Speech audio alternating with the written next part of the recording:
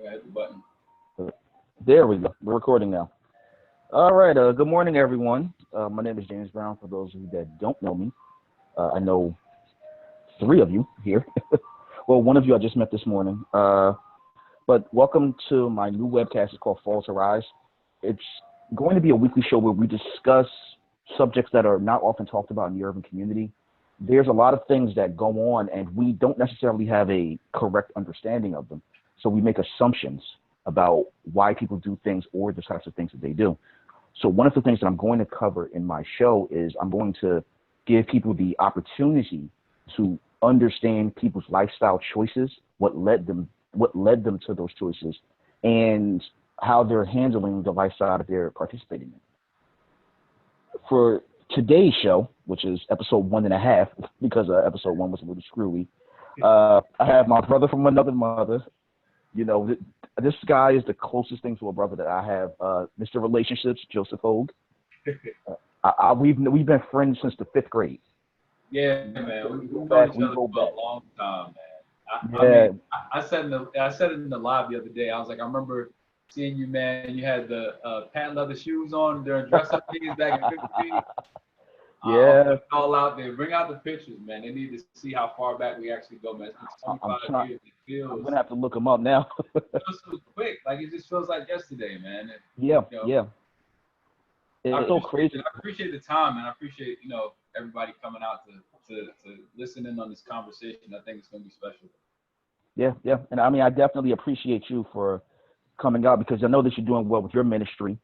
You also have your he said, she said. You have your Mr. Relationships. You have your weekly, or is it monthly shows, I believe. These are monthly discussions, man. Okay. But, we also meet up on Wednesdays. God placed in my heart to have Wellness Wednesdays, so it's just a weekly midweek check-in. Okay.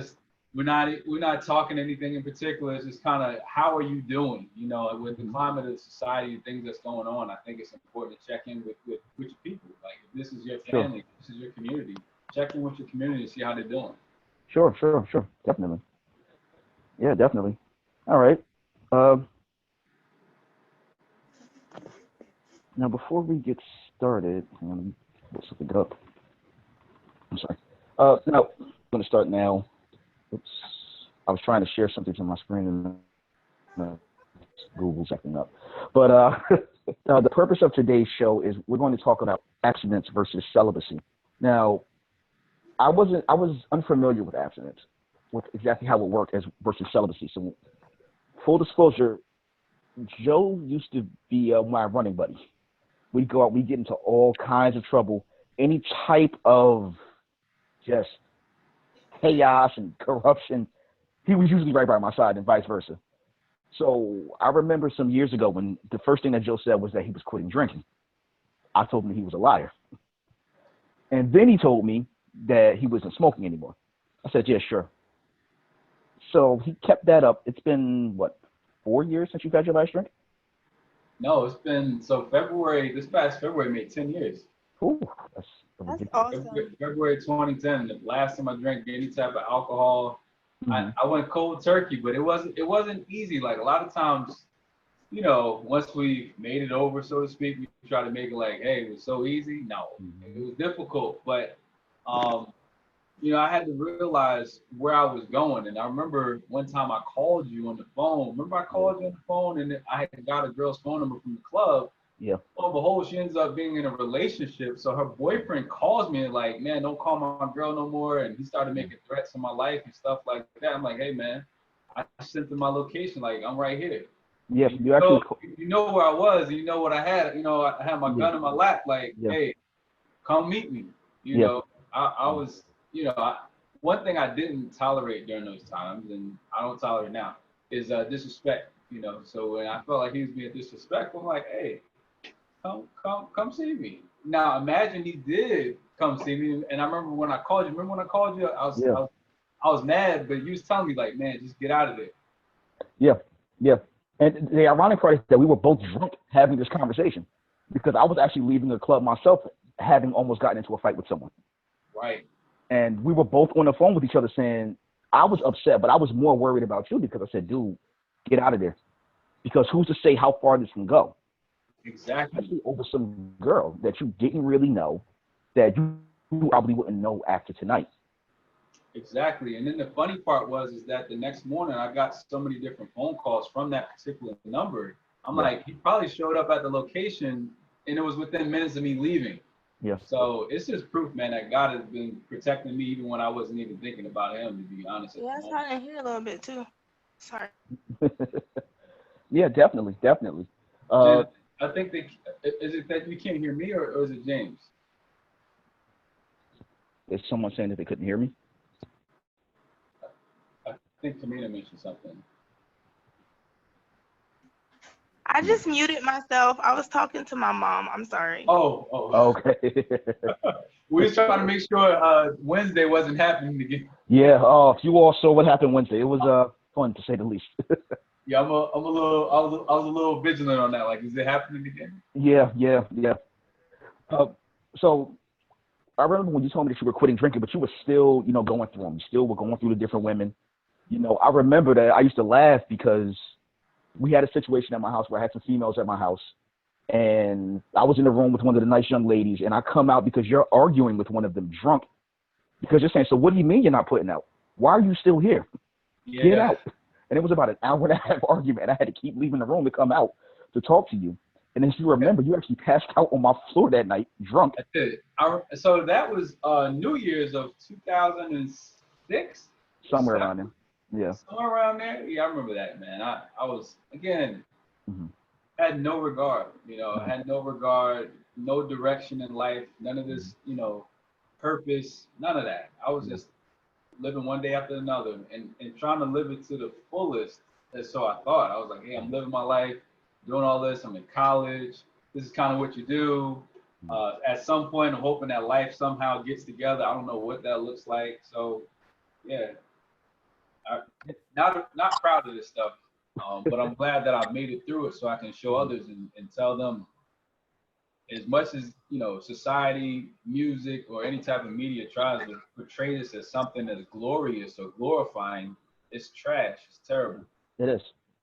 It is. It's, you know, even after all of that, even after you saying I'm quitting drinking, not smoking anymore, you said, I remember that you called me and said, I'm giving up sex. I laughed in your face. I remember it. You and a lot of my family members did the same thing. They laughed. Because I said, They're like, mm-hmm. but they had an inkling because they're like, Yeah. he kind of took that drinking thing seriously, and at that point, I was 7 years removed from that. Sure. So Sure. here I come with the, hey guys, I'm not having sex either. They're like, well, he might be kind of serious about this. We're gonna look at it. We're gonna see, how long it's gonna last. Well, the main thing that I know that I would always say to you is, for how long? And you say, until marriage. I said, no, seriously, how long? And you said, until marriage. So I asked you, are you getting married tomorrow or next week? Or because I didn't believe that you would wait that long. And you're now 1.5 years, 2 years? No, we over 3 years now, man. We 3 years and like 2 months, 3 months. I slipped up 1 month out, had oral sex or received oral sex, I should say.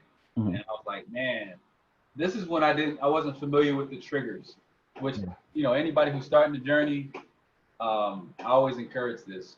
Understand and know your triggers. But it's very hard to do because, right, I'm going through something I have no template of. I don't know anybody that's going through this journey. I can't call up you or, anybody else like, hey, how you do this? And so I thank God for Muhammad, one of my friends here that actually has been walking this journey for 10 years. I ran into him in Harris Teeter in the grocery store down here. And I was like, bro, tell me how do you do this? And so he was able to kind of iron it out and kind of show me the ropes, so to speak.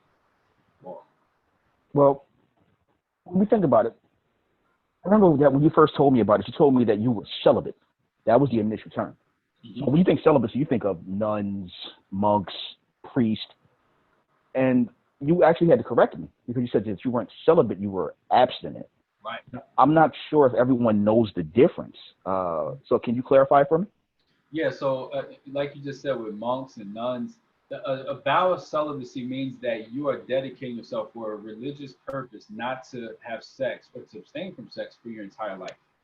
And so I think in the very beginning, I confused some young ladies that I met during that time because they were like, are you, but then they clarified it actually. So I don't know how confused they were. They're like, how long? And I was like, until I get married. So the abstinence piece is describing a period of time that you're abstaining from sex until you get married. So I'm abstaining from sex until I get married. Now, after I get married, sex is on. So, yeah, but until then, I'm taking this time and I'm understanding that this is God's way for the way that He wants us to conduct our lives, and He's not taking something from me. So I used to. It's so funny, man. I was just talking earlier about this. I was like, I used to literally ridicule people who were abstinent. I was like, how do you do that? Like, about 6 or 7 months before that, I was down in Miami, and I was with a woman I was in a situationship with, and we was laughing like, how could somebody ever do that? And then about 6 months after that, I'm sitting down with her like, hey, I'm celibate. I used the wrong word, but I was like, I'm celibate. Yeah.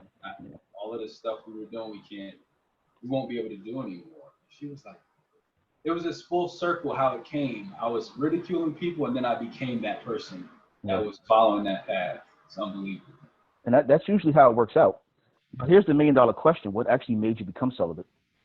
It's a really good question, man. So it was literally, I'll be honest. So I lost my virginity, man, as a teenager. Every time I've had sex, thousands of times. I'm just gonna say it straight like that. I don't know how many sexual partners I had, how many women I've slept with, anything like that. I lost count. But every time afterwards, I felt like something was missing. And I would have that feeling and look like something's missing. I'm like, I would feel convicted by doing it. Sit at the edge of the bed like,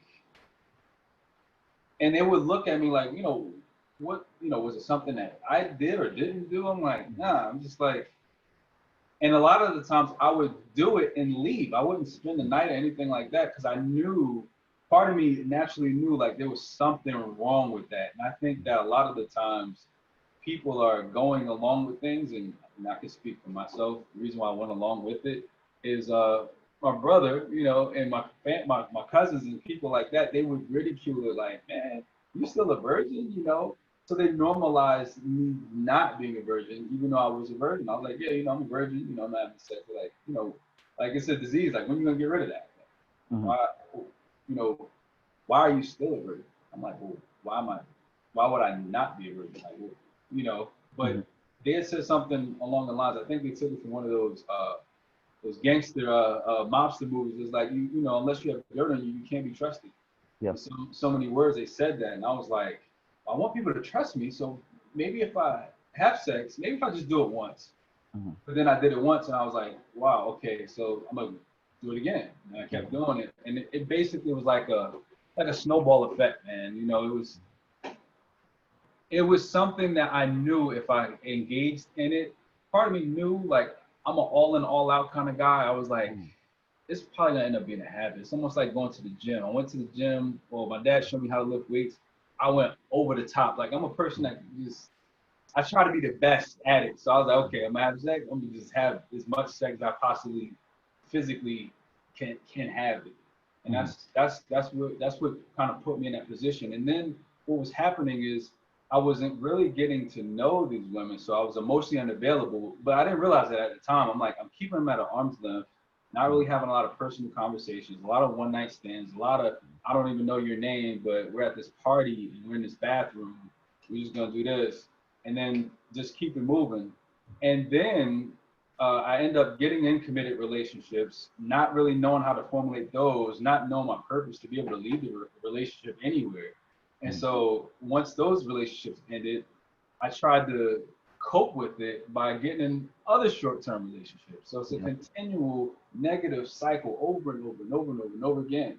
So I got into a relationship with one girl. She was like, yo, listen, I'm not going to be another one of these others. Like, you got like a whole team here. Like, And so it bothered me. I was like, rejection is something that wasn't happening that much at that time. But it was rejection of, I was in the wrong place at the wrong time anyway. I shouldn't be running around with women like that. And so what was end up happening I was like, there's that empty feeling again. So it's like the no or the rejection put another void. I'm like, this is wrong. Like, right before I turned 25, I remember it just like yesterday. I had a threesome with 2 girls, right? Unprotected, straight, too many drinks, went too far. I'm like, all right, I'm out here doing this. And I was scared. I was like, I didn't really know the women like that. I was like, okay, I'm going to go to Planned Parenthood and take an STD test. So I took it. I came back. It came back everything negative. I was like, thank you, Lord. I was like, okay, Lord. I actually remember we had a conversation about that right around the time that it happened, because you were so afraid. You thought that you were going to get fired. You thought that you caught an STD. You thought it was had a child. Because it was a lot of loops in that, because the one of the girls actually worked at the job. I was a manager at the time. I was supervising the team. She was on the team. So I'm like, man, I'm gonna lose my job. I don't know, So I went and got the STD. Everything came back. I was like, Lord, for 6 months, I'm not gonna have sex. That was the toughest 6 months ever. Any and every woman that I ever had any feelings to do anything with, they was coming out of the woodworks. Like, hey, why want to come over? Why not cook something? Why not do this? Why not that? I'm like, this is too much. This is too much. And so, so I knew how to abstain, but then now it's like I knew I had an ending for that. I was like 6 months. At 6 months and 1 day, I know I'm gonna go back to doing what I'm doing. Now the challenge was, okay, I don't know when this is gonna end. I don't know when I'm gonna find someone that I can marry. I don't know when the date is. Back then I knew the date. Now, when I started this journey, I didn't know. So it was more so the damage that I kind of created, that negative cycle of short-term dating, dating without commitment. All of that is that negative cycle told me like something's wrong. And then I remember I was feeling so low at that moment. I went to church. Never forget it, man. I was sitting in the back of the church. The song was on. The choir was, going in. It was one of them old hymnals, man. I felt like I was like a kid growing up in the Baptist church. I'm over there going in, and suddenly I heard a voice say, "Leave her alone." I knew it was the voice of God. I'm like, leave who alone? He was telling me the girl I was in the situationship with, cut it off. And then slowly but surely, like, family members started confirming the same thing. They're like, remember that girl we met? Like, no, leave it alone. So I ended up having to sit down with her and say, hey, that was when I sat down 6 months after I was ridiculing the abstinence folks. I'm like, I'm not going to be able to do this anymore, The thing that we sometimes think about, well, one of the things that sex can at times do is it can make us stay in a toxic relationship. You may be dating someone, you may say that this person is no good for me, but that sex is bomb. I'm willing to deal with all of the other things that they're doing or that they're doing around me because the sex is so good. I think that almost everybody's been in a situation like that. Now, if you remove sex from that situation, what's left? Now you have to actually take the chance to get to know each other. You have to get the chance to understand each other. It's kind of like being out in the world and having your distractions. You have your cell phone, you have your books. Now take all of that away. Now you have to just focus on this one person. That changes your perspective on the person and on their relationship, definitely. It definitely does, man. It's like a magnifying glass, if you will. It's a purification process. Like you're able to see things a lot more clearly. Like before, I was looking through like a stained glass window. But now, when I'm looking, it's looking clearly through. Like they put some Windex on a clear window. Now I can see who are you without what you can do. Like now, before I met Courtney, it was like, oh yeah, like automatically one conversation, I'm like, nah, that's not it. Like I already knew it. But before, like you said, I was relying on, oh well, they did this, or oh, I like the way they did that. No, now it's removing those types of distractions. Sure. Are there any challenges that you've experienced during this period of abstinence? Oh man! So when I first started this abstinence journey, masturbation was an issue, man. I didn't. First of all, again, it's like jumping in a game you don't know the rules to. It's like shooting basketball and you're shooting on the wrong goal, or you're shooting out of bounds, making shots, and then the ref is like, "Hold on, you're not scoring points." So you need to learn the rules to the game before you get in the game. And so I'm out there like, hey, well, I'm having sex with myself, I'm masturbating.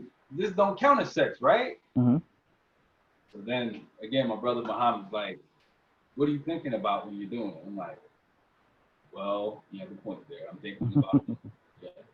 So scripturally, he was telling me, if you're lusting in your heart, it's the same thing as you're doing it. I'm like, yeah, it's true. This is really gonna be hard. So like, it was hard with the masturbation. Now it's gonna be hard because now I'm absolutely doing absolutely nothing. And that's when I'm like, okay, Lord, I'm in these four walls by myself, 11:45 p.m., laying on my back. This is gonna be difficult now. Mm-hmm. Now this is really where abstinence begins, it seems. So that lasted for a few months when I first started. But then, even before that too, also I want to add this in because this is another thing. I was also looking at pornography because I'm like, hey, I'm not there. And then he told me like, hey, you gotta cut that out too. I'm like, this is gonna be difficult. So the main challenges was learning what, first of all, what is pure abstinence? Like what does it entail? What are you supposed to do? What are you not supposed to do? You're not supposed to be thinking these sexual thoughts. Now, do the sexual thoughts come into your mind? Absolutely, but what are you doing to counter that? And that's when I was like, Lord, you're gonna have to make me busy. You're gonna have to send some work my way, because for me just sitting in here after work, and at that time they had I used to work like a lot of overtime, so I was at work a lot, like 50 hours a week, or 50, sometimes even up to 60 hours a week. But then they cut it, so I'm like, I got actually just 40 hours of work now.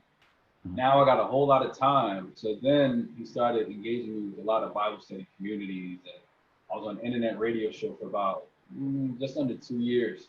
So then, my weeks started getting filled up with work. Then he started having me shoot videos, and that started rolling. So I'm like, okay, I can do this now, because by the time I finish all this, I'm just tired. I don't even have time to even be tempted to do anything, because now I'm filled with work. And then that's when I was asking the Lord, like, what's my purpose? What does all of this mean? And he was like, relationships. I want you to talk to the people about relationships. I want you to share your story. I used to be a very private person, James, like I wasn't out here posting stuff online and stuff. So I had to, he started me out slow. That's one thing I like about the Lord, is that he was able to kind of put me in the kiddie end of the pool before the deep end. He's like, okay, start on Snapchat. It's 15 seconds or 10 seconds, whatever it is. Give him 15 seconds. Okay. Now give him 30 seconds. Okay. Now give him a minute. Now my video is up to 10 minutes long. I try not to make it longer than 10, but just depends upon how the spirit moves. But all of this is new. I'm learning this all on the fly, but the Lord knows that I kind of like it, the fact that it's learning it on the fly. But yeah, those are some of the challenges that I had, man. It was just learning my triggers, learning what pure abstinence is, because again, we don't if you think of people we hung out with or still hang out with, nobody is doing this. You know what I'm saying? Nobody's doing it. So it's not like we can just say, hey, so-and-so, this is how they handle it. No temple, it's just me and God. And the thing is, it doesn't matter how good of a Christian or a Muslim or how good of a person you think you are, that lust is still in your heart. You might try to suppress it, but you might find that one person that may say, you know what, I can make you break that. And they may put you in a situation where you may be in a relationship, and they may say, you know what, I really care about you. I can't be in a relationship with someone that I'm not intimate or physical with. And everything about that person may be perfect. And Jack didn't make that decision in terms of, are you willing to sacrifice this relationship with this person that may be your future spouse, or do you stick to this abstinence that you feel that God has told you to do? That's definitely got to be a challenge for you every day. It is, but you know what? What makes it easy is that he shifted my perspective. I used to think, much like I kind of alluded to this a little bit earlier, I used to think that it was like God was holding something from me. Like, God, how can I really marry somebody? I don't know how they're going to perform sexually. Think about it. I'm like, I got to test drive this car before it drives off the lot. A lot of people try to substantiate, and when we live in this crazed life, we all try to justify the unjustifiable, and that's what I was trying to do. But then it's like, well, if you trust and know that God knows you before you knew you, He knows what you desire, He knows what you need, He's going to give you all the promises of God that we all believe and read. We read in the scripture, but now it's time to put it to the test. If you serve a God that knows you before you knew you, why would he be trying to hold something that he's created for married couples from me? And I had to think of that. I'm like, I don't know. It's just me being selfish, me trying to make excuses Sure. and be stupid, you know. Mm-hmm. But at the same time, it still taught me that he's holding me back from the pain that I was causing myself before. Mm-hmm. That's what the holdback is. It's not holding me from seeing how this person's going to perform. No, get to know this person. Get to know them. Can you do life with them? Are they compatible with you? Or do you complement one another? Those are the more pressing issues. And then from there, once the time is right, once you make the commitment before him to be together for the rest of your life, once the two become one flesh, then after that, y'all can work on that sex part. Yeah, definitely. Now, here's the question. You say that abstinence is for a certain period of time. How long do you plan to be abstinent? That's a bit of an interesting question, because then it's like I would have to know when it's going to end. Sure. And to be honest with you, I don't believe I'm in the position to answer that. You know, it's almost like, do I know when I'm going to die? No. You know, I really don't know that. But I'm in constant communication with God as to how to progress the relationship with Courtney and I. And I do believe, just the same way that I was patient with him bringing her to me. Literally, this is the first woman I never had to go out and find. She came to the discussion, and the story in that is we could go a whole nother hour to talk about that. Sure. But it's really special when you have somebody that's really walking alongside you, and I believe that Christ is walking right alongside us in our relationship, to where he will be able to reveal to us when that'll be. But as to like a definitive time, I don't believe I'm in a position to even answer that. Now, do you think that, let's just say you get married, do you think that you'll break the vow then? I'm sorry, you broke up just a little. I'm sorry, do you think that after marriage, when you'll break that vow? Do you feel that marriage is at least a cutoff? You mean to stop being abstinent? Yes. Oh, yeah. That's a definite. Oh, yeah.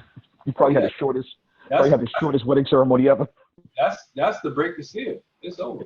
It's probably going to be I do. Good night, everybody. Enjoy your rides home.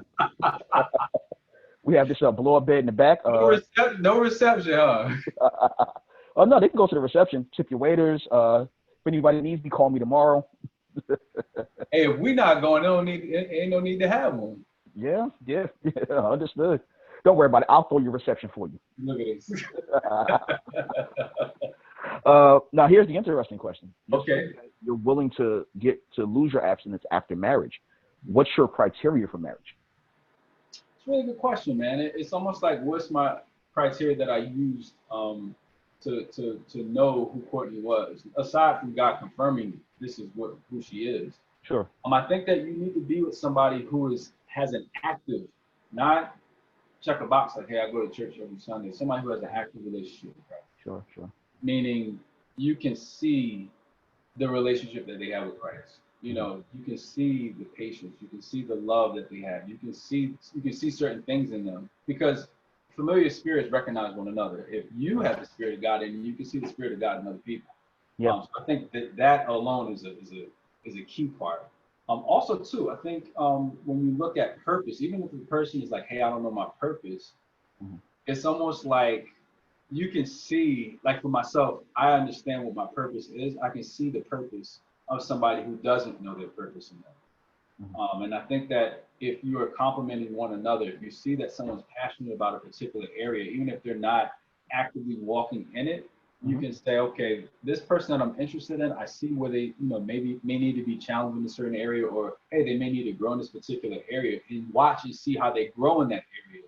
I wouldn't necessarily say jump in a relationship with them if they're not actively moving in that area, but at the same time, then you're able to see like, okay, this person can complement me in this area. This person can assist in this area. And then also ask God, like, God, show me, is this person a person that's gonna, am I trying to squeeze this piece of the puzzle in the wrong spot, or is this person really a person that's gonna fit in the slot? So you gotta be able to really have open communication with them, and then most importantly, have open communication with God and listen. And even if he doesn't give you the answer that you want, be okay with that.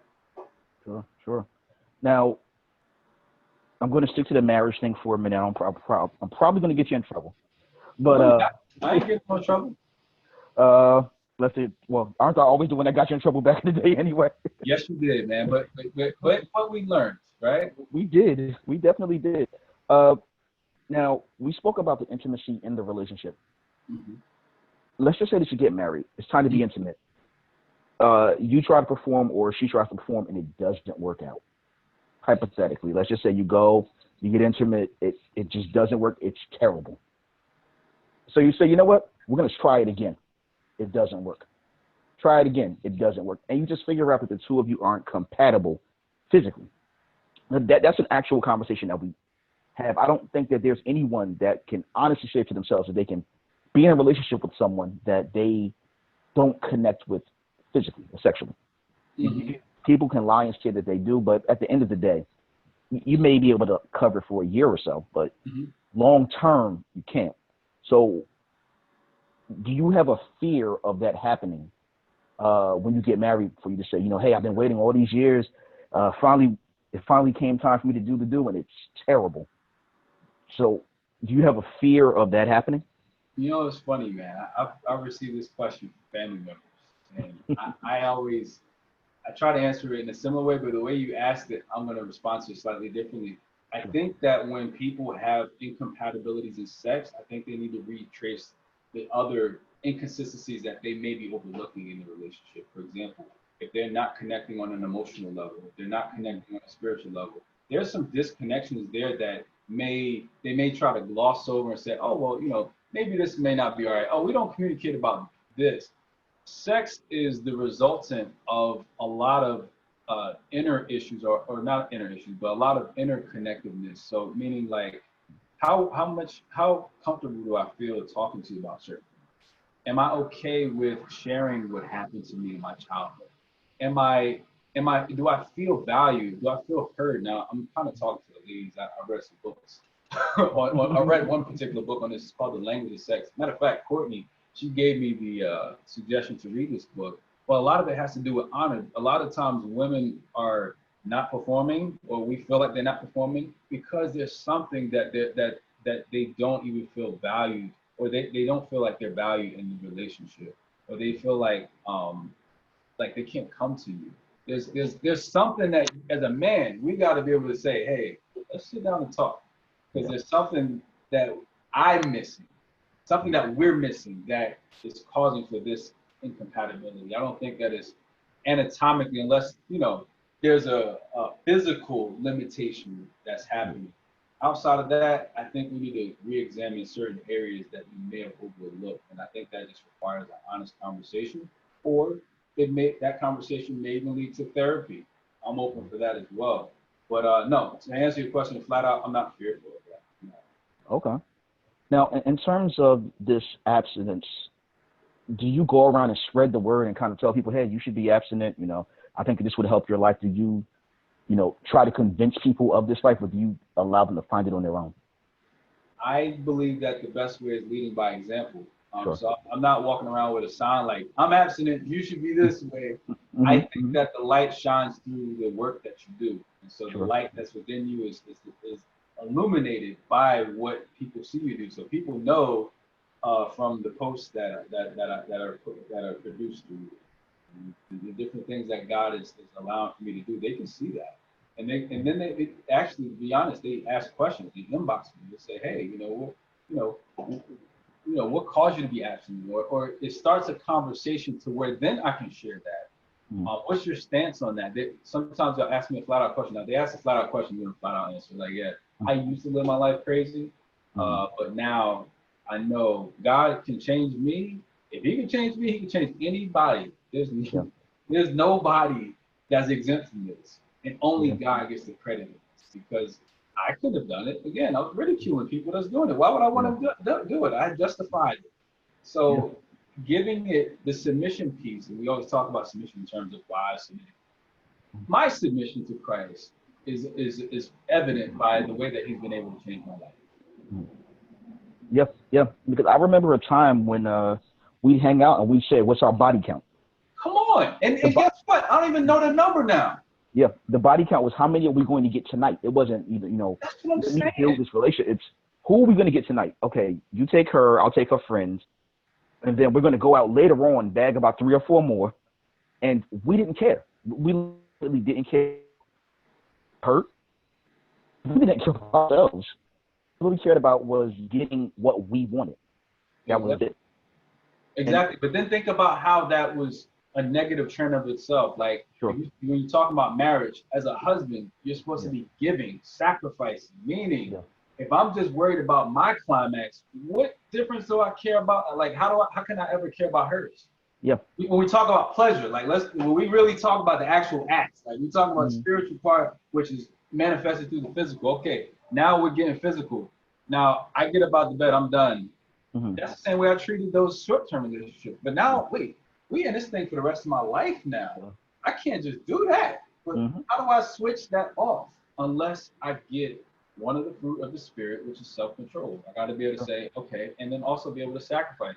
All right, I want to make sure that you're enjoying yourself as well, because sex is for procreation, but it's also for enjoyment. And God wants us to enjoy that within the confines of marriage.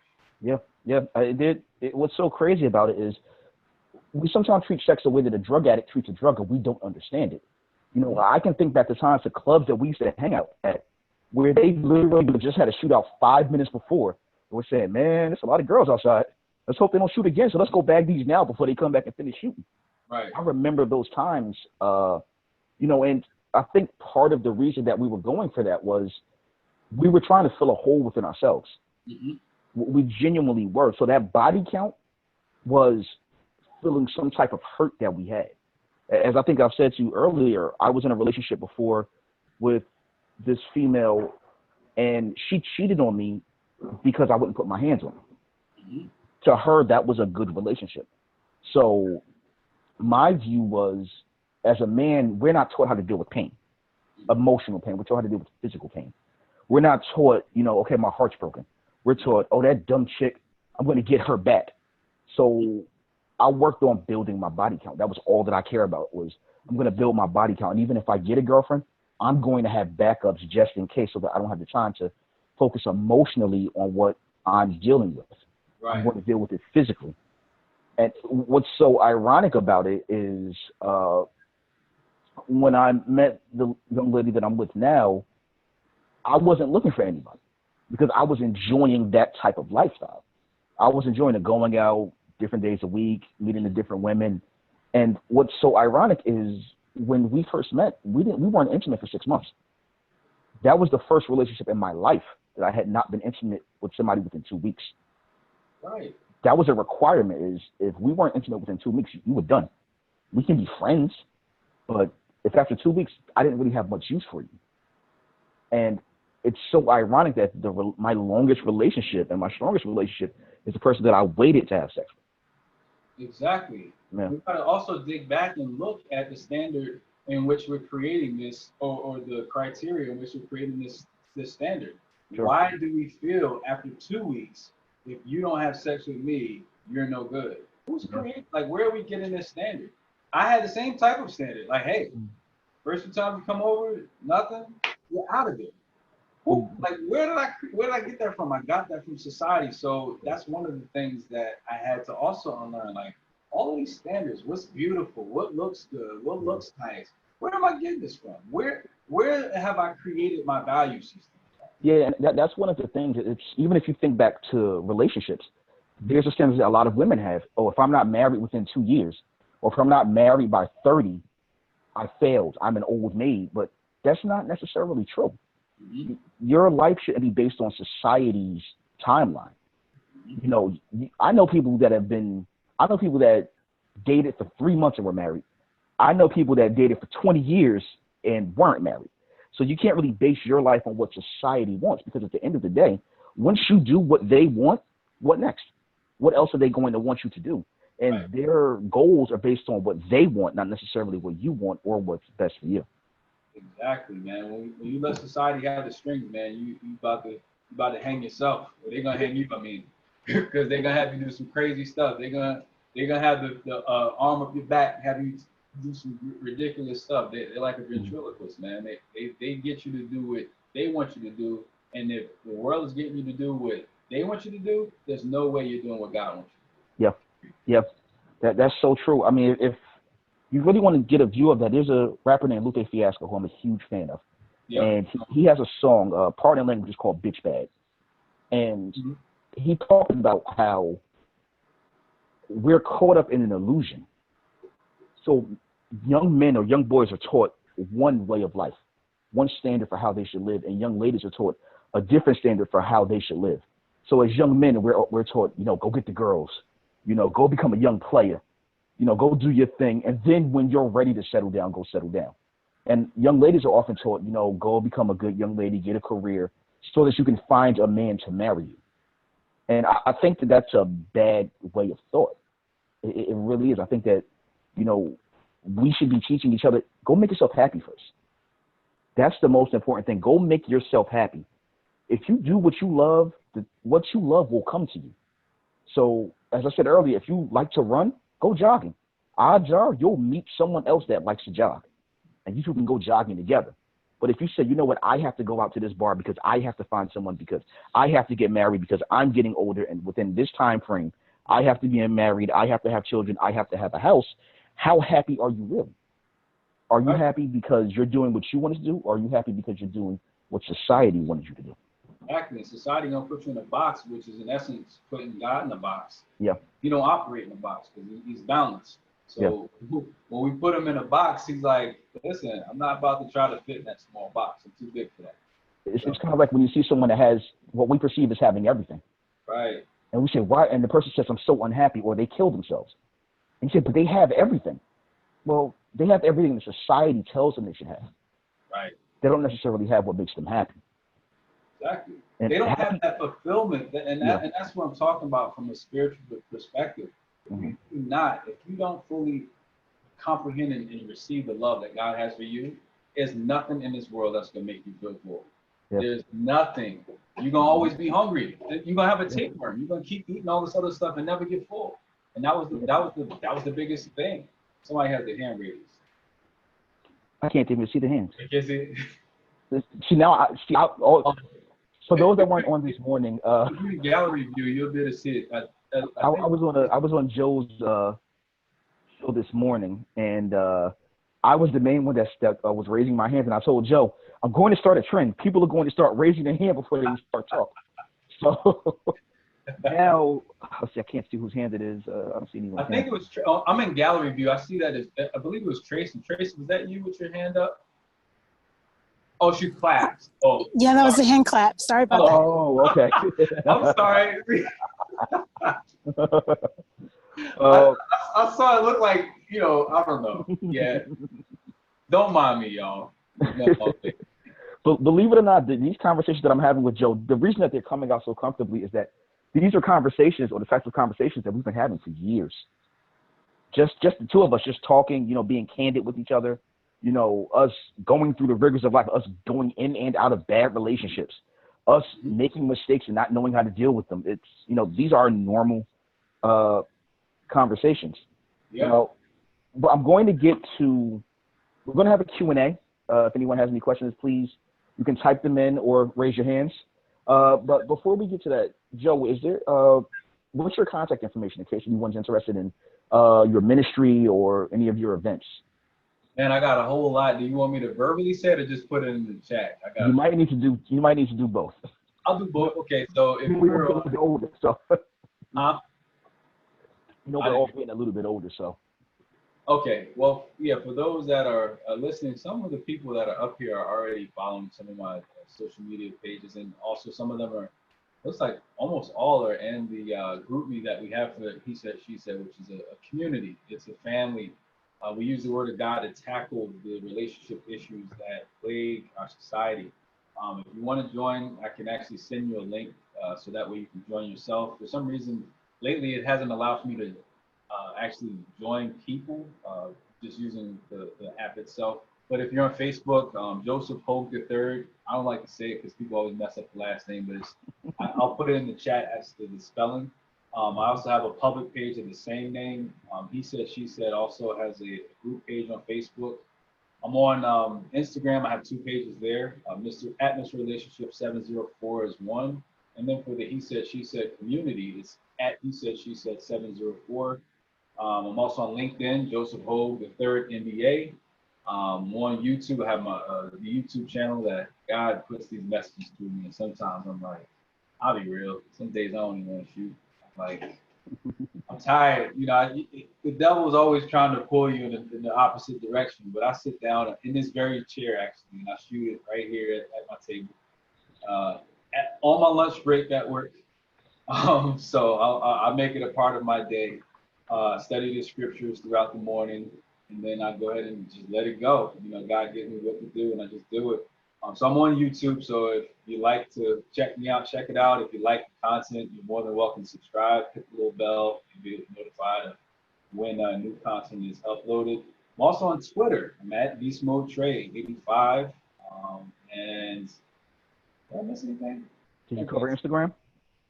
I covered Instagram, covered Facebook, covered YouTube, covered Black Planet. I'm probably on Black Planet, but you may not want to see that page. AIM, MySpace. I'm probably on there too, and you're probably not going to be interested in the content on that. You know, we're going to go into the Q&A. I've already seen questions popping up. But just going forward, I hope you all really enjoyed the show. This is actually going to be a weekly show that we have here, and we're going to cover various topics, again, that are not often talked about in the urban community. The shows are going to be every Wednesday at 8 p.m. Next week's show is actually going to be about in the African American or Black community. I hate the term African American. Next week's guest is actually a good buddy of mine that I work with, and he actually restored my faith in mental health. He's going through things in life that most of us could never deal with, and certain things that we do deal with. He dealt with colorism. He dealt with incest in his family, self-hatred, sibling rivalry. He dealt with being a gay man in the South. He dealt with being a young black scientist and being the only black one in his department. And he just dealt with a lot of the stresses of life, and he's going to explain how therapy helped to save him. It's something that, you know, it's near and dear to my heart, because I had a very difficult time in my life in 2012. Joe was around for a lot of it. I lost 9 people within a 6-month span. All 9 of them, well, 8 of the 9 were sudden deaths, and I was close. I was very close with all 9 of them. And emotionally, I didn't know how to deal with it. I did everything to myself that you could think of. I did the drinking, the partying, the smoking, the women, the, you know, working out. I did it all, and I didn't know how to deal with it. I was committing what I call slow motion suicide. And it's something that a lot of us do every day, and we just don't know that we're doing it. So we're going through those stressful times. So you say, you know what? Let me have this extra drink. Let me go smoke this extra cigarette. Let me eat this food or binge that I know is unhealthy for me, because you know where it's going to go. You know that this could lead to an early death, but at that time you don't care, because it gives you that temporary relief or that temporary pleasure. And we know that it could kill us in the long run, but we don't care because it takes us away from that pain that we're dealing with, which is what someone that commits suicide is going through. So I actually started going to a therapist, which in the black community is shunned. You know, you go to a therapist? What, are you crazy? When I think that, I know that I'm a little biased, but I think that we as black people need it more than anyone. Because things that we've normalized aren't necessarily normal or healthy for us. So next week, I'm going to really get into mental health. The week after, I'm going to get into blacks in law enforcement, especially now. Someone that's on this call, I'm hoping, is still going to be a part of that one, that actually works in the law enforcement field and has family that's in law enforcement. I have an episode coming up on black Trump supporters.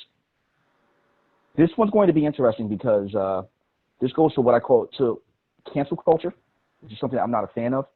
Cancel culture is where you see something that you don't like and the person just has to go away instead of facing it head on. So we're going to have black Trump supporters on it. We're going to see their journey and see why they support this man.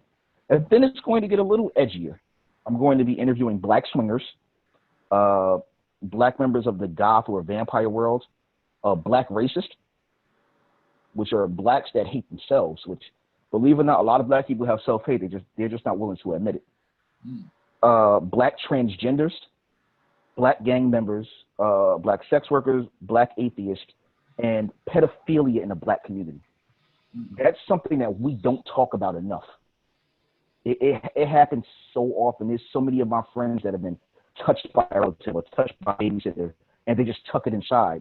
Or you may hear about that one uncle that you just don't leave the kids with because you don't know what they're going to do to the kids when you're not around. And you say, you know what? Rather than me kill this person, let me just keep my kids away from them. So pedophilia in the Black communities is a big thing. If you just think of how we deal with the R. Kelly situation, we all knew that R. Kelly was a pedophile for years. But how many of us still listen to his music? Said, man, I hate this dude, but man, Step in the Name of Love is my joint. So we're really going to be going into pedophilia. If you all have any ideas for subjects or guests, please reach out to me at falltorisepod@gmail.com. You can reach me also at jjbrown3087@gmail.com or on my Facebook, James Brown. All right, so let's try to get into these questions. Again, if you have any questions, you can either speak, raise your hand, which I love, or you can post it in the chat. I like that hand raise. I see one from, I see the question says, if a person is on this abstinence journey, is it a deal breaker to be in a relationship with someone who is not? Yeah, that's a quick yes. How can two walk together unless they both agree? The book of Amos, chapter 3, verse 3 says that. And I believe that wholeheartedly. Part of the reason that, the women that I met before Courtney didn't work out is that they wanted to not be abstinent, and I was. I'm like, so how does that work? Are you going to get it from somebody else? I just don't see how we're able to accomplish a mission walking on the same road if I'm going east and you're going west. Mm-hmm.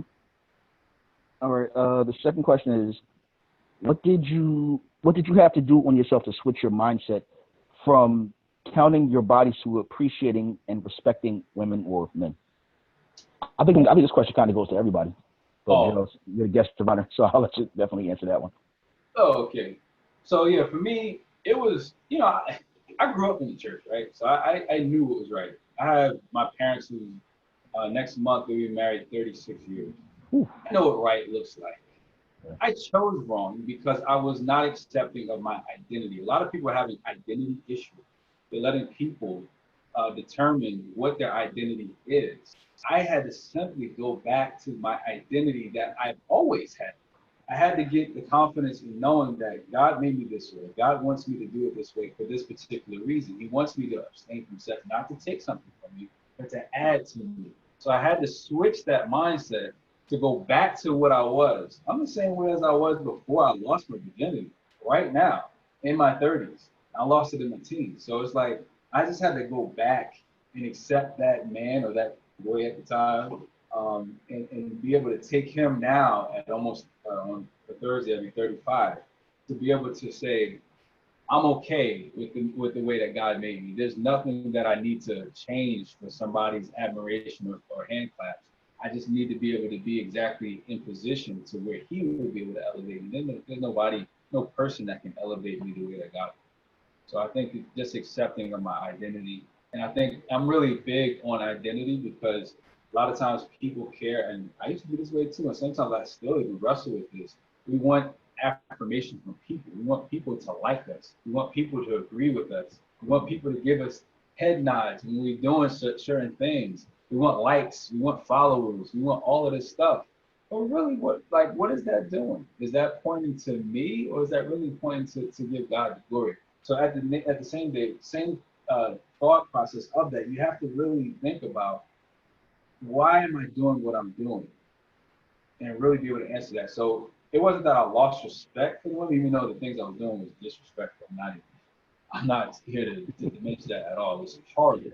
It was literally me doing it because I had found or developed a hate or a disgust for what I really was, and I wasn't accepting of it. So I really had to accept who I was in order to be able to get back to that place, and now be able to be willing and be submissive to the point to really be used by God in that way. Okay. Does anyone else have a response to that before I go on to the next question? I do. Hi, Okay. everybody. Hi. Basically, to continue off of what Joe was saying, like I'm just realizing that I have to be a God pleaser instead of a people pleaser. Mm. And Joe, like you were speaking to me when so I've been a virgin my whole life. So I'm really trying to wait until marriage. And I remember like people just saying, how can you wait? How can you do this? And for the longest, I stopped telling people about it because one, it's none of their business. It's between me and my God, like, and we're gonna figure this thing out. But like what I noticed is I would dabble in stuff sexually just to fit in, just to fit in with the world.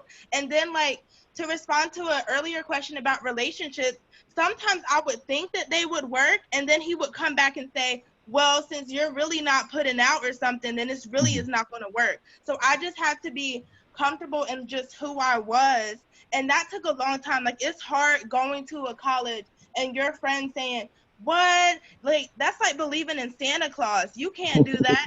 But I'm still doing it though. And then like my boyfriend or whatever, I'm pretty sure he's had like a lot of sexual experiences that he doesn't talk about that much. But before we even started dating, he was on this path of abstinence. And I thank God for just connecting us in that.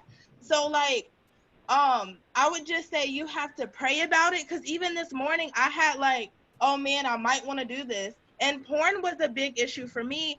And I'm going all over the place, but I prayed about that for years and God delivered me from it. And when God takes something away, he's going to replace it. It's not like he's going to leave you empty because you're not able to do this or you're not able to like connect with like these people. And you relate to mental health. Like I'm dealing with anxiety right now. So I go to counseling every single day, and I'm learning that in the Black community, we don't talk about victimization. Like I was victimized as a child, which led to me thinking sexual and all this other stuff. And when you can see it, you can heal from it. When you admit that you have a problem, you can heal from that thing. And that's just amazing. And then just like making sure you're able to connect with people. But I felt alone for a long time. And then you know what I realized? My mom always said it. You are a leader, you are a trailblazer. If you don't see other people, because I don't meet a lot of virgins either. I don't meet a lot of people who are waiting until they're married. So maybe God made me who I am so then I can be the mentor I needed for somebody else. So it's like you said, God has a purpose for all of us and a purpose for everything that we go through. And I just have to remember, I'm a God pleaser, not a people pleaser. My confidence is in God and not people, because people change. People try to get in your head. That's one thing my daddy said. He was like, watch out for these boys. They'll try to get in your head, get in your pants. And sometimes like that happens. But yeah, I'm telling you, God, because I couldn't do it by myself. I mean, in my family, they're like, oh, like my dad, he literally said, I'll pay you $1,000 if you can actually wait until you're married. I said, Daddy, you might want to start saving up now. I don't know when I'm getting married, but let's go, you know? And again, like it was just between me and God. And it was hard sometimes when other people would talk to me and attack me, and like, I'm like, it's okay. Anyway, that's my 2 cents for now. But you know that's actually good because I'm going through a process with joining a certain organization, and one of the guys that I've gotten to be friends with, he's kind of confided in me that he's never done it either, and he's actually older than me, and people have tried to talk about him, try to condemn him, but I appreciate and respect his courage so much more than most other people. You know, it's because he's willing to save himself for someone that he truly and honestly loves. He doesn't have that fear that the rest of us have, that we have to get this body count up just in case it doesn't work out, because we can't deal with the devastation of dating someone and getting our heart broken. The fact that he has the courage to wait because he understands his own value, which is something that we sometimes forget. We sometimes forget our own value. So I applaud you. I really applaud you for remaining a virgin for all of these years. You know, please keep it up. You know, find a hobby. If you feel that it's starting to slip, you know, talk to Joe. I'm the wrong person to talk to, so don't talk to me about it. But find a hobby. But I definitely pray that you keep it up. Definitely. Before I go to the next question, does anyone have anything else to add? No? Okay. Once, twice. All right. Next question is from Florine. What do you do when the enemy brings your past relationships or thoughts to your remembrance while you have been practicing abstinence? It happens. I remember, one thing we got to remember is that while you've been delivered, while you've been saved, you did not get amnesia. You don't forget things. Your mind randomly dreams about the most randomest things, or your thoughts may go into places, and sometimes I notice that it goes in those types of places, and I'm doing something that I feel like God is wanting me to do. Pray. Suddenly something comes up. So I kind of use the same approach that Jesus used when he was after he fasted for 40 days and 40 nights and he was led into the wilderness. I mean, when the devil was coming at him with certain temptations, he had a counter. You got to have the counter. Okay, you sending, okay, this nasty thoughts coming online, I'm not there no more. What value does it? I talk to the thought. I'm like, what value you have now? It's over. You know what I mean? Like, what value am I really gaining by thinking about you right now? Put some clothes on. Get out of my head. Talk to your thoughts. We always talk about life and death and the power of the tongue. We have the power in our mouth. Our words are important. Everything like that. So we talk about all the different things. Let us really control those thoughts. Let us have the power to tell them thoughts. Get out of here. Now, at first, it was very hard. I used to be like, I can't control my thoughts. And I was so consumed by it. And I was consumed, believe it or not, by guilt. And this kind of leading to, I saw another question that was posted as well. It didn't dawn on me the magnitude of the things that I was doing until I really looked back at all the things I was doing. And I felt like 300-pound weight was on me. I felt very low and like, man, I can't believe I was doing that stuff. Man, this is somebody's daughter. This is somebody's now wife. This is somebody's sister. Like, I wasn't considering that while I was going through all this. It was normal behavior. Society said it was normal. People like, hey, you go out here, you act a complete fool, and then suddenly you're now somebody's husband and committed to one, but you're going to be somebody's husband. And now it's like watching, you have all these premium channels, but now you have one channel you have to watch for the rest of your life. And now it's like, oh, now I feel overwhelmed because now I'm not used to doing this one person thing. I'm used to being all over the place. I'm used to having this level of freedom. I'm not used to answering certain questions. So it stems from all of those thoughts. I used to let those thoughts really consume me until I was like, Lord, you're in control of this. How do I control this thing between my two ears? And that was the thing. Speak to your thoughts. Give the thoughts direction and tell those thoughts, get out of here. And I promise you, it works. It takes time. Some of them, they try to stay in there, they try to come back, or they try to wiggle through in a dream. And I found myself even in dreams. Get out of here, put some clothes on. And I laugh at it. You got to make, well, for me, I make it kind of amusing, like, get out of here, put some clothes on. And devil don't like that. He don't like when he can't get you with those old thoughts or old flames that came up from 15, 20 years ago. You're older now. I don't know you now. I knew that other person. I'm not even that person. I'm 15, 20 years older. I'm 10 years older. I'm 5 years older, whatever it is. So just having control of your thoughts, to me, is speaking to those thoughts and replacing them with a better thought. All right, I'm supposed to shoot a video. Okay, wait, this post, I'm supposed to write this post. What's happening? Focus on the present and not try to allow that past to try to pull you back, because you passed it. Does anyone have anything to say to that one before we get to the next question? Because this next question is going to be an interesting one. This one's going to be a doozy. So does anyone have anything to say to that one before? Something in the chat. Scripture, I see. It basically just says God gives us the power to take captive of our thoughts and align them with Him. We have the power to negate our thoughts and speak truth to our pain. And a lot of I'm not even going to say my anxiety because it's not mine. The devil will try to think that you need to take ownership of pain, but you don't.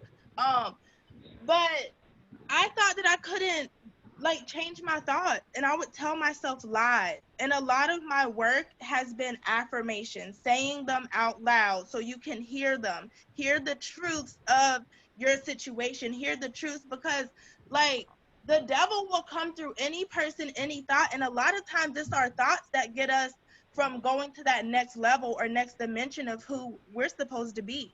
So just knowing that we have the power to change it. And even in the brain, like I'm learning about the brain, and it's wired to be negative. It's wired to take us back to that negative place. So we have to be mindful and intentional about keeping a positive light, keeping a logical light, because thoughts are a lot of times for me based on emotions and they don't even make sense. Like, yeah, so we have the power, guys, and I'm excited. Okay. Definitely. I definitely agree with you. This next question, this is an interesting one. Have either of you considered that body count culture has contributed to rape culture and or ladies that may be victims of pedophilia? When speaking to young men concerned about increasing body counts, do they ever consider the person's past? So I'm going to let you grab this one first because mine's going to be a little long. I'm going to work this backwards. So when speaking to young men concerned about increasing body counts, do they ever consider the person's past? I would say that would be, unfortunately, a resounding no. No one's considering the past. But what the change that God has put me through has brought to my focus is all the women that were really heavily promiscuous as me were victims of pedophilia. They were raped or they were sexually abused as a younger woman, or they had something in their past that caused for them to. For the way I had to explain, I don't have any psychological evidence to prove this, but when a person is sexually abused, and I heard this from a victim, she said that it basically will either make you really want sex or not want it at all. Yeah. And so when I was out here being promiscuous, a lot of the women that was having a whole lot of sex, and I was having a whole lot of sex with them, and they were doing all of these extravagant things, they were victims of rape or sexual abuse in some sort. And so that added to the guilt piece too. I'm like, man, they sat and told me this whole story. This is how I knew like God's plan for me was bigger than just being this body count guy.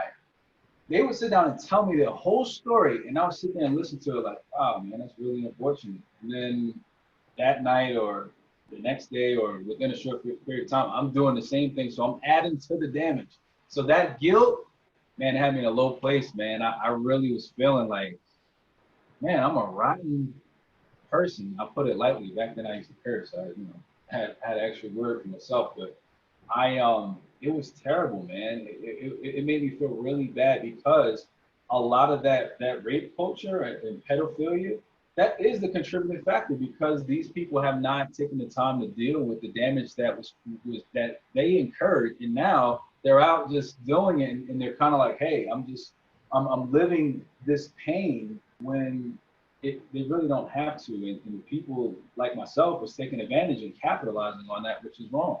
So yeah, I used to deal with that guilt. Every now and then it tries to jump back in my mind, like, God's forgiving me. I'm living a life of repentance. I've repented for it, and I'm constantly turning from that.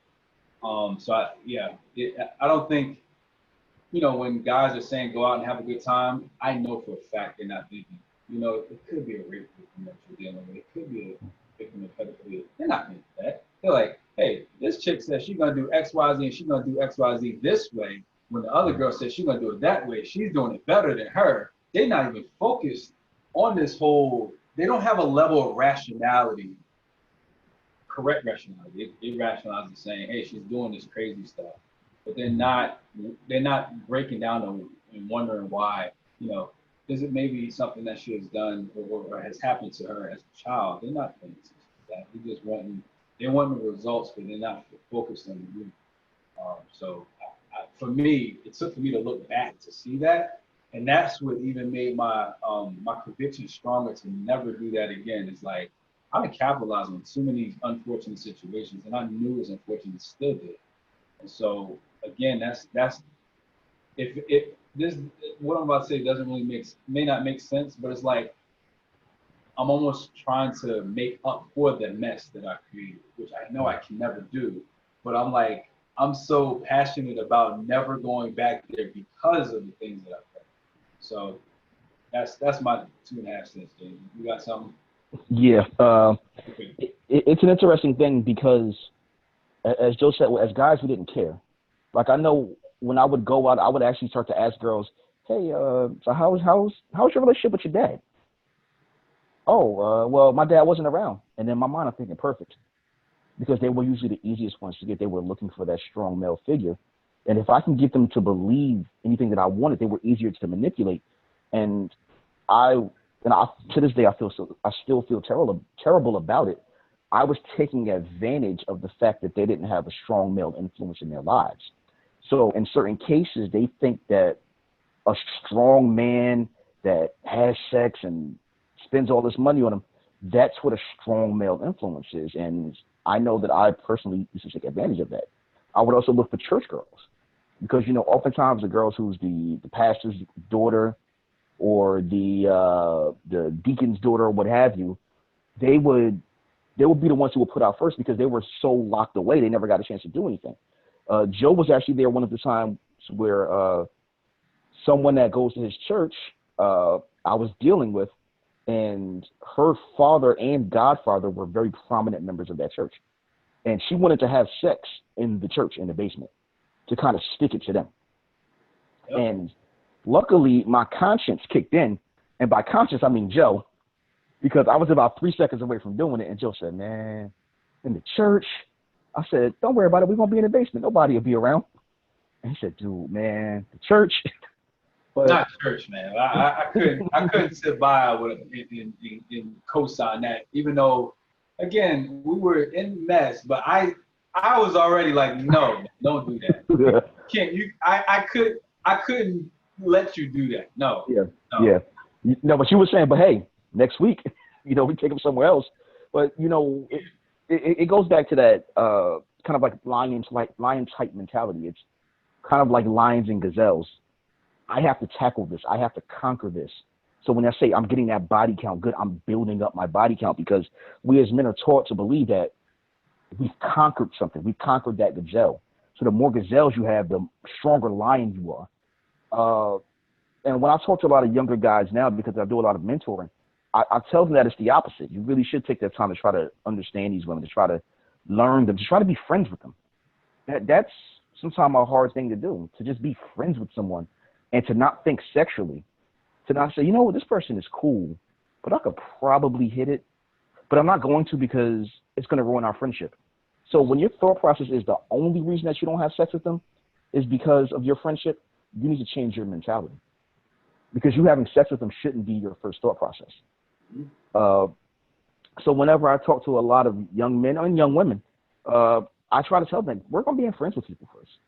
You don't understand what someone's been through. I know that I have someone that I was dating, and I still, every time that I see her, to this day, I apologize to her. And I did what I did to her almost 17 years ago. We were dating in high school.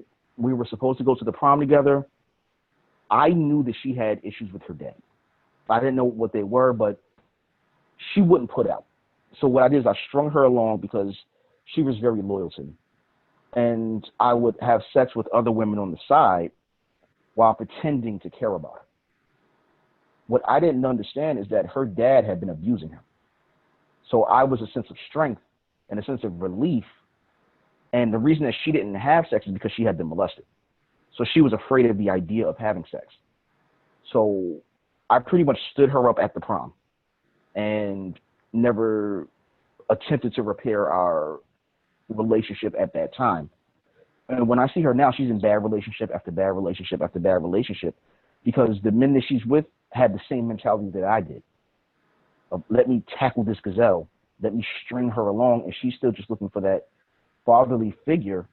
And unfortunately, until she can find herself and find peace within herself, she's going to continue to go down that path. So I try to relay that story to a lot of young folks because they can be putting someone in that same position.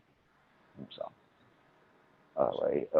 Before I skip ahead, anybody have anything else for that? No. All right. Let's see. What advice would you give to a teenage boy or girl who has been introduced to porn but has not had sex? That's a good one. That's a good one. For a long time, I was that guy. The very first time I saw a pornographic image, I had to be about 2 years old. So I had a long time to think about those images. First of all, it messed me up what I saw. I was like, I saw oral sex scenes. I was like, it didn't make sense to me. I was young enough for my dad to pick me up with one arm. So I'm assuming that's about 2 or 3 years old. My grandfather used to have an after-hour spot in our basement, and they had one of those films on. And I ran downstairs to the basement because my grandfather was down there. Like, hey, what's going on? And I saw it, and I remember my dad grabbed me up, like, nope, you're not going down there. And I just thought about it. So I had years to think about that. And one thing I would try to make that young man or young woman think about is the ramifications of seeing what they've seen. And it took me a long time to realize that it sets false expectations on the real deal. Yes. There's some things you may see in that film, performance-wise, visual-wise, that you'll never see in anybody's bedroom or the bedroom that you'll be in. Yeah. Your wife, your husband may never be able to do this. So now you have them at a handicap, if you will. And it's unfair to them. You're supposed to be connecting with them on the most intimate level physically that you can ever do. You can never be closer to anybody than you being in them or them being in you, if you're really just talking real. How fair is that to that person that wasn't a part of that scene? You're not even a part of that scene. You saw a scene, and now mentally, you are already setting a false expectation on them, not even giving them a fair shot. That's the best advice I can give them now. They can go out and do whatever they want, but I would be able to, if I could sit down and tell them that, I would tell them exactly that. Don't start them off with a handicap, because what's going to end up happening is you'll never get with that person in the film, but you may lose out on what God is trying to give you through the person that he has in front of you. And they never got a fair shot. Yep.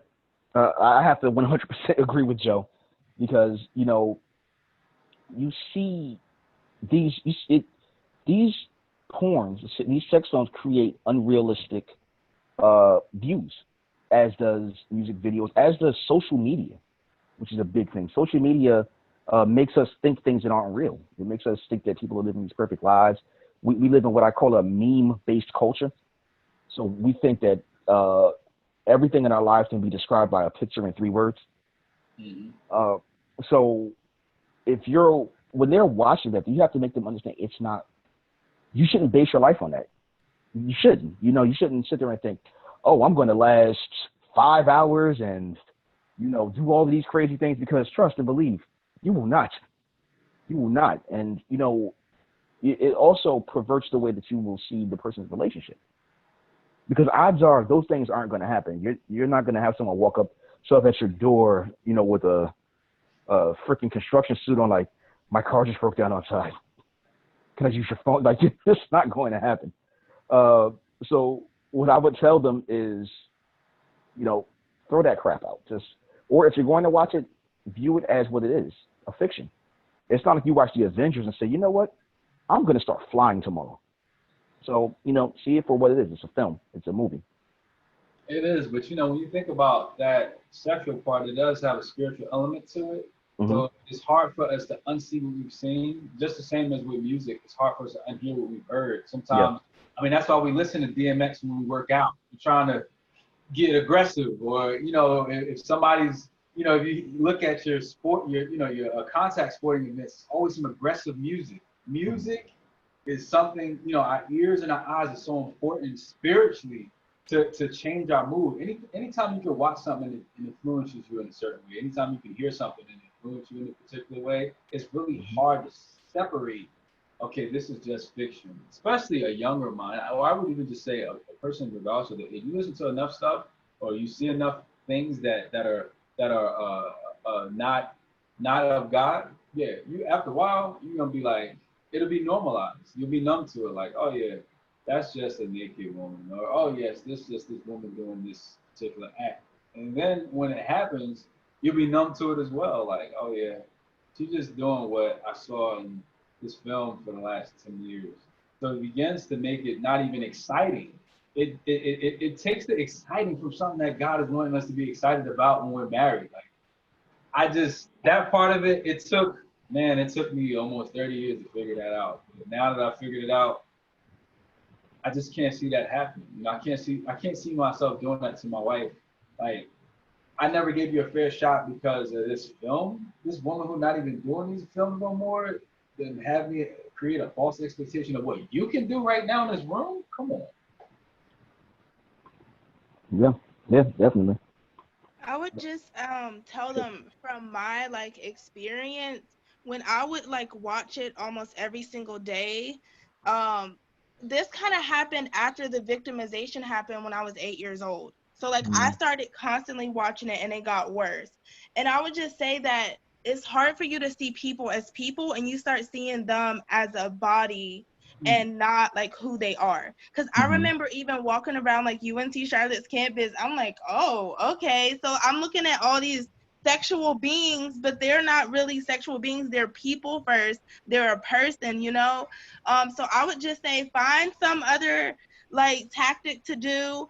If it is like they do it every single day, cut back like maybe once a week or something like that until you're ready to like do something else. But just be mindful of how that shapes your view of how you look at people, how you look at women, men, and then also how you look at yourself. Because you may have these unrealistic expectations of what you're supposed to do in a society that basically promotes it compared to other things. So, yeah. I agree. Does anybody have anything else on that? No? Oh, everybody got so quiet now. All right. Does anyone have any other questions in general? Comments? Concerns? Okay, I have a question. Sure. Do you think like sex is a thing that is more valued in like the Black community, or is this just a whole men thing? Because like I've been hurt in the past by like Black men who either didn't accept like my decision to wait, they took advantage of me, or like I just didn't feel valued because I wouldn't put out, because I knew like in my mind, okay, this is what a Black man really, really wants, and I'm not going to give him that, so now I feel less than or whatever. So like that's my question. Is it like more in our culture, or is it like just a man thing? Um, it's so tough because, you know, I'm a guy that was born and raised in an urban neighborhood my entire life. Now I live in the suburbs, which is an adjustment. And with the type of work that I do, I'm the only Black face there. So I'm around other races, and they talk about it. It's still a conquest, but in the Black community, it's almost a rite of passage. You know, in the Black community, you always have those uncles that say, "Oh, you ain't getting them yet? Oh man, we gonna get you some." It's something that I found out with a relative of mine. He hadn't had sex yet, and this is going back to the '80s. And an older relative, and the person had sex, and then they married the first person they had sex with. And my family wasn't fond of the person that they married.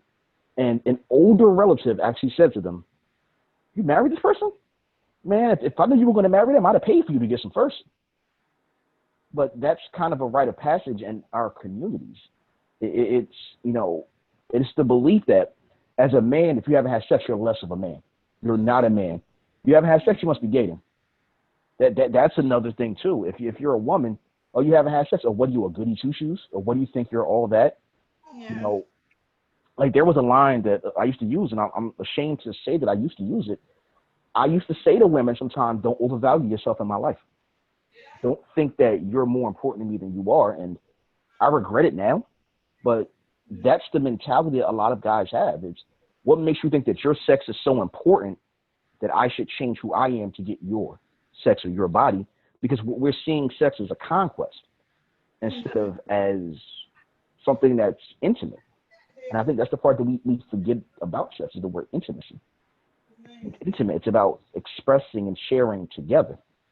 So that's why I think that it's seen differently in the urban community. Joe, I don't know. I gotta agree with James.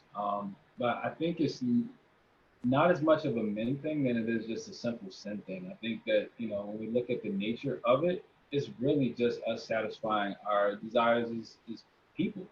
Carnally, this is what we want. but to be calmly minded is death, the word says. So, depends on the person and what they believe and how they perceive the truth. You can't change truth. You either accept it or you don't. Yeah. So some people, while they may feel like James was saying, it's a rite of passage in the Black community.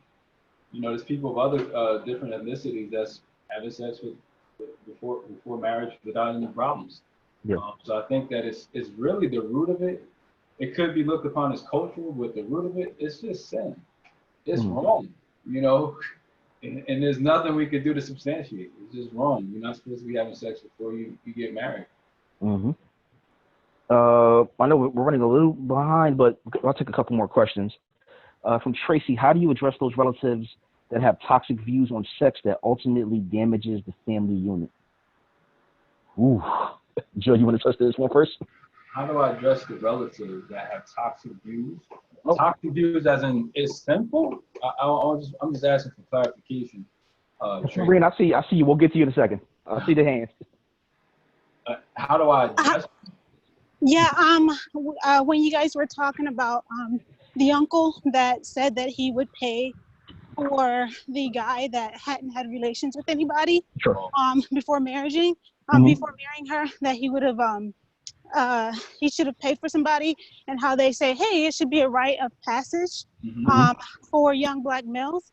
How do you address those relatives that are making those types of suggestions when for the young Black male and their future family unit is toxic and is bad, and you're connecting soul ties and possible diseases or even babies outside of the wedlock and stuff like that, which a lot of them probably already have themselves, and are in not the most ideal situations, but they're still encouraging this from younger generations. I haven't personally heard that, so I can't really comment on that. I mean, but for me personally, I think that, as Christians and as believers in Jesus Christ, we can't be afraid to call out a wrong. But it's we also have to be very tactful as to how we do that. But as far as that specific scenario, that was James' thing, so I'm gonna let him answer the rest of that part. Well, in terms of that, and Florian, I'm gonna let you go right after. But in terms of that, that's as a parent, you have to teach your child self-worth. You have to, again, as I said earlier, you have to teach them to live their life based on what they want and not based on what society wants. And society does include your family, because let's talk. We all got some toxic family members. We all got some family members that do some stuff, and you kind of look and say, "Oh God, don't tell me you're my cousin or my parents or what have you." So that's when having a strong sense of self comes in. Having a strong parental upbringing, that's where that comes in, and having a strong view of the world and where you want to be comes in. Florine? Ms. Tracy, I'm going to expound upon this question. That's really kind of why I raised my hand, is because I come from an interracial relationship. I'm a product of a Black and white relationship that was based upon love. And so you have different viewpoints of the upbringing of relatives. And so even in that, when my parents split up and I got married to my husband's family, because that's what happens when you get married, my mother-in-law just totally believed in, you need to sow your oats before you get married. And so that was a thing. After I rededicated my life back to Christ, I told her, I said, I want to know where this mindset came from and why you believe in telling me that I should have had all these sexual partners before I met your son, because what I would be doing would be bringing all of those men into the bed that I'm in with him. Because I take a piece of them every time I get into the bed with him. Of course, that's something you have to ask God for deliverance from and break that and things of that nature. But in essence, that's what you're doing when you have sex. One of the things that I do is I just have discussions and try to get to the root of the way of their thinking and try to keep my children out of adult conversations that pertain to things like that. So if we're having adult conversations in the kitchen, my son needs to be in the other room where they can't be in earshot, or they can't hear anything, or they can't see anything until the topic of discussion is something that's appropriate for him. Well, now he's a teenager, and so I'm having these conversations with him now as his parent. I want him to have the view of sex that's appropriate. That is abstinence. That is, we're not going to be watching pornography. That is, you need to understand your body parts and how they function.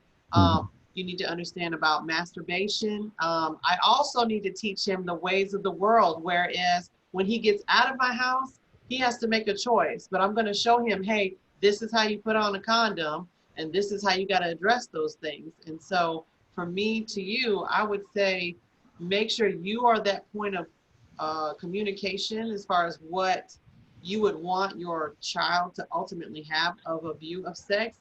But you also have to remember that you are the role model for your child.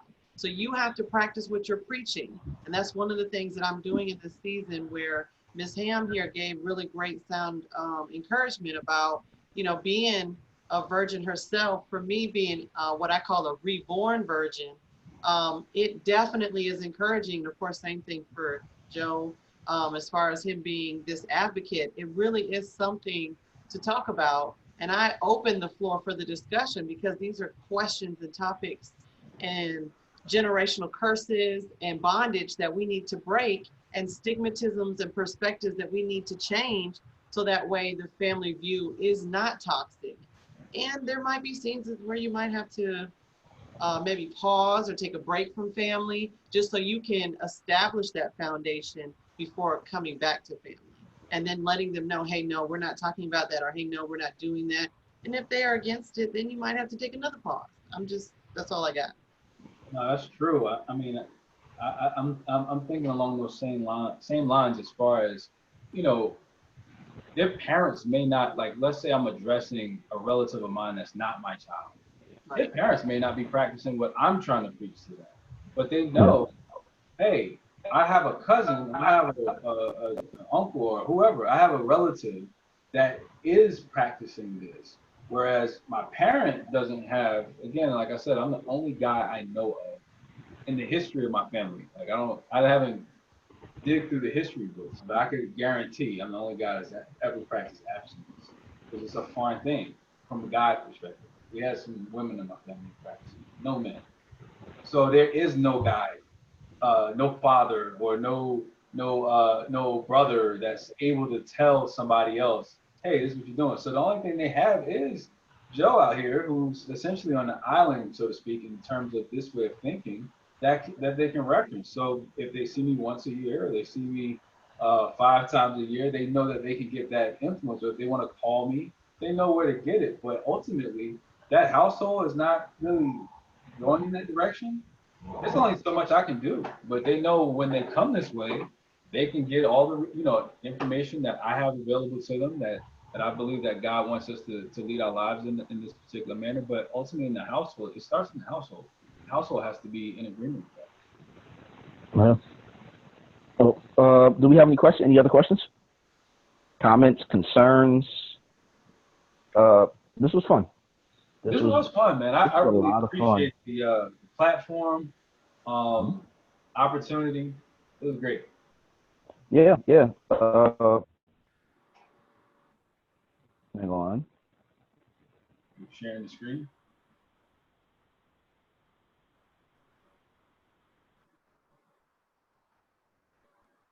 Yeah, I appreciate the questions too. Questions were really good. Hello? Yep. Did I cut out? You did. It was like you were sharing your screen and then it went away. Weird. Okay. And who's that guy? Believe it or not, that's me right there in the corner. Yeah, that's James on the right. Is that Terrence? Is his name in the middle? That I don't remember. It might have been his name. I think that was his name, but that's me on the left. Oh, so when I say that Joe and I go back years. Oh my goodness. I can say that mean it. Oh man, look at that guy. Oh my god. Oh, actually, it's on our way to Arizona for the we were going to the Grand Canyon. Yep, New Jersey. Wow.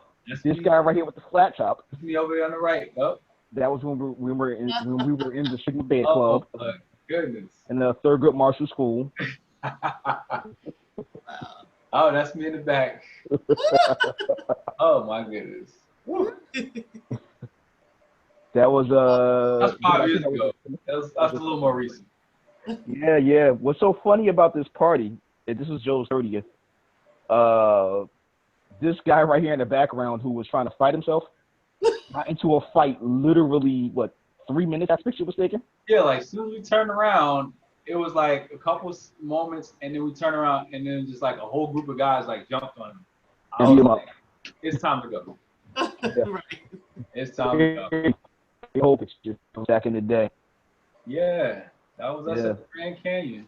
Yeah, that guy right there actually almost fell in. Yeah. He actually passed out. There's no railing on that ledge back there. None. Wow. Yeah. Man, send me these photos, man. This is like going back in the day. Wow. Yeah, I think I just took Joe down memory lane. Yeah, that was good, man. I wasn't expecting that, but that was good. I haven't seen those photos in a while. Yeah. So hang on, let me go back in.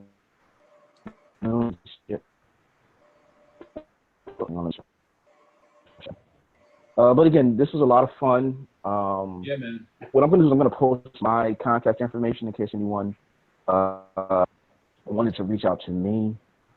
As I said, Joe, I believe, is also going to contact him. He's going to post his own information. They all have. They have it. I'm the oddball.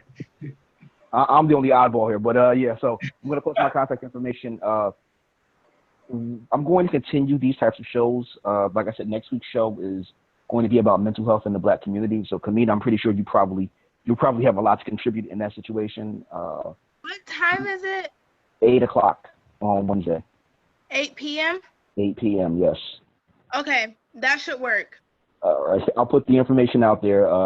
Because like I said, okay, cool. If anybody else? Information so I can share it to our community so that way everybody will be aware and be able to attend.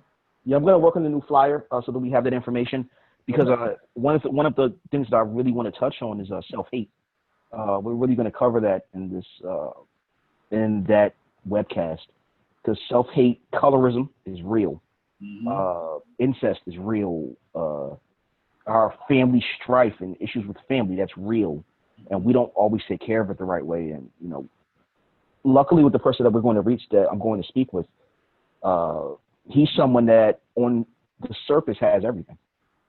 Guy's a young guy, veteran, been in the military. He's a scientist, on paper, has everything that you can imagine, has a great job. And he was so unhappy. And he's going to break down how mental health helps him. So thanks a lot to everyone for stopping by. Yeah, man. I I'm going to post appreciate it. Information. Are you going to post the recording of this? I am. I'm going to post it on Facebook, so I'll tag you in it so that you can share it. I'll post it to our community as well. Sounds good. All right. Thanks a lot, bro. All right, thank you. Bye. Thank you. Bye. All right. Well, I guess it's just us. Great show, bro. Man, I appreciate it. Man, thank you. I appreciate you, man. You have no idea how much you helped me shake the jitters with this one. You got in your recording. Oh, got it. Oops.